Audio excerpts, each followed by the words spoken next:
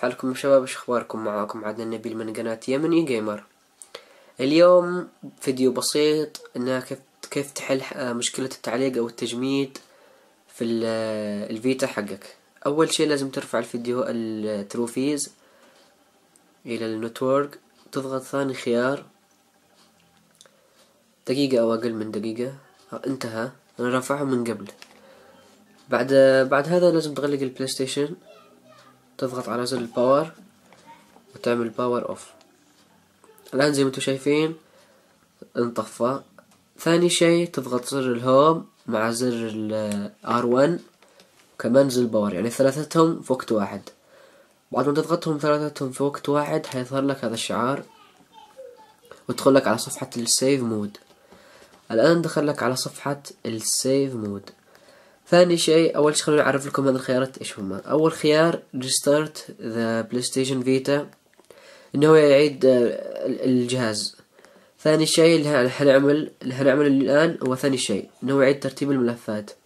ثالث شيء اللي هو أنصح الجميع إنه ما يفكر يضغط عليها بإكس، لأنه هذا فورمات للميموري كارد، ينظف الميموري يخليه بدون أي شيء، يمسح الألعاب، يمسح كل شيء.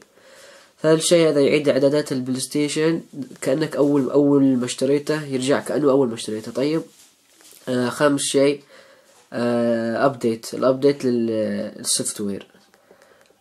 طبعا الآن هنعمل ثاني شيء إنه يعيد ترتيب الملفات. هنضغط اكس، بعدين نضغط اكس على يس اللي هو انتر.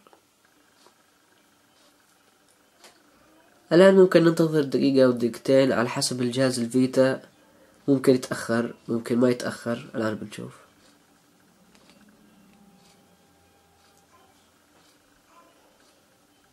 الآن في هذه الثواني طبعا الكثير ينصح، أو مو الكثير، لازم انك ما تخلي البلاي ستيشن فيتا يتطفى على هذه الصفحة.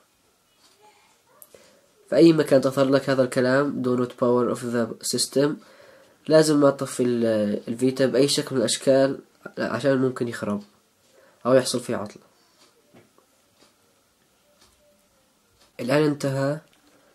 حنشوف الان اول شيء انه تلخبطت الالعاب، ترتيبهم مو الترتيب اللي عملته. زي ما انتم شايفين هذا الترتيب مو انا اللي عملته، بس كل شيء موجود. خلينا نعمل نظرة على السيتنج. طبعا السيتنج ما راح فيه كلمة السر حق الانترنت او الويفي، ما راح، لسه موجودة. وكمان نشوف البلوتوث، كمان البلوتوث ما راح، لسه سماعة البلوتوث موجودة. كل شيء موجود، بس خلينا نعمل كنسل. بس خلينا نشوف كمان اللوكيشن داتا، تأكد عليها صح، كمان عليها صح.